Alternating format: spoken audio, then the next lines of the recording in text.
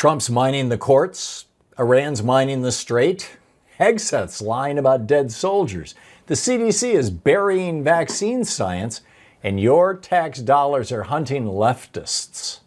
Welcome to Thursday. Good evening, this is the Commonwealth Report, news for the public, not the powerful. Find us at commonwealthreport.news. Is Trump's war on terror coming for you? The Trump administration is deploying the full weight of America's counterterrorism machine against the far left. And we're not talking about violent extremists planning attacks. We're talking about anti-capitalists, anti-war protesters, people who disagree with this administration. Under the National Security Memo called NSPM 7, signed last September, the FBI's new Joint Mission Center, staffed by 10 federal agencies, is now targeting people the White House labels, quote, anti-American, anti-capitalist, and anti-Christian. They're spending $12.5 billion on it. The State Department is calling on allies in Europe, Canada, and Australia to join the hunt against what they're calling Antifa-aligned terrorism.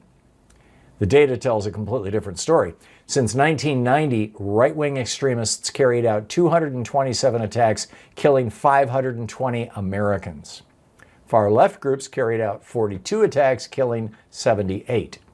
The administration quietly removed that study from the Justice Department's website. When a government starts calling its political opponents terrorists, democracy is already in deep trouble. Did Iran just mine the world's most important waterway? The Strait of Hormuz may now be one of the most dangerous stretches of water on the planet. Today, Iran's Revolutionary Guard published a navigational chart showing a massive danger zone marked in Farsi over the main shipping lane through the strait, all but confirming it has laid sea mines in the water during the war. The IRGC is now directing ships to take alternative routes and coordinate passage with Iranian military authorities. Iran's deputy foreign minister told international media the strait will never return to what it was before the war. The strait carries 20% of the world's traded oil and natural gas. It's been largely closed since late February when the U.S. and Israel launched airstrikes on Iran and killed its supreme leader. Gas in Central California is topped $5 a gallon. Oil is trading near $97 a barrel. A shaky 2-week ceasefire is already under threat, and now there are mines in the water? The world's economy is hostage to this war, this insane war that nobody asked for, nobody voted for, and Congress never authorized. And now it appears no one has an exit ramp. Did Hegseth lie about the deaths of 6 American soldiers? 6 Americans are dead, 20 more are wounded, and the troops who survived say Defense Secretary Pete Hegseth is lying about what happened. Hegseth told the country an Iranian drone squirted through U.S. defenses at a base in Kuwait on March 1st. Just one drone. Tough luck. Soldiers who were actually there, though, they say it's a lie. One injured service member told CBS News they were stationed at an older-style base with no protection from aerial attacks. It was not a fortified position, he said. Before the attack, they received an all-clear alert declaring no incoming threats. 30 minutes later, everything shook. Another soldier described being in a, quote, deeply unsafe area that was a known target, end quote. Hegseth's Pentagon's response? They didn't deny a single word of the soldier's account. They just insisted every precaution had been taken. Yeah, right. That's not good enough. The men and women we send to war deserve the truth. So does every American family with someone in uniform. Trump purges the courts and installs his own deportation judges. More than 100 immigration judges have been fired or forced out since Trump took office, replaced by DHS prosecutors and military lawyers with one job: deport people fast. This isn't reform, it's a purge. Fired judges say the pressure campaign was relentless, with explicit threats of disciplinary action if they didn't order removals fast enough. The judges who stayed say they're, quote, looking over their shoulders every day. The new deportation judges, many of them military lawyers with no immigration law experience, are granting asylum in fewer than 6% of cases. Before the purge, actual experienced judges in this field granted it in 46% of cases.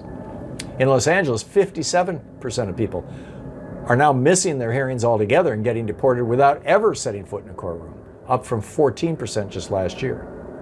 The administration's own ads call these positions deportation judges and promise generational consequences. When you dismantle the courts, you dismantle due process. And that's how democracies die. Is Trump's base finally walking away? Donald Trump's approval numbers are in free fall, and analysts say he's getting close to his floor. Non-MAGA Republicans are walking away faster than at any point in his presidency.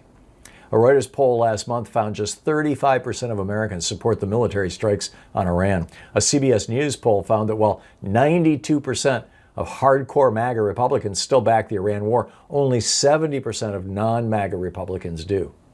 An Economist YouGov poll published March 31st showed support for the war dropping 23 points among non-MAGA Republicans in a single month. Analyst David Corn at Mother Jones says Trump is, quote, cornered like a wounded bear, end quote, and warns the chaos isn't wearing well. He's not delivering on his promises.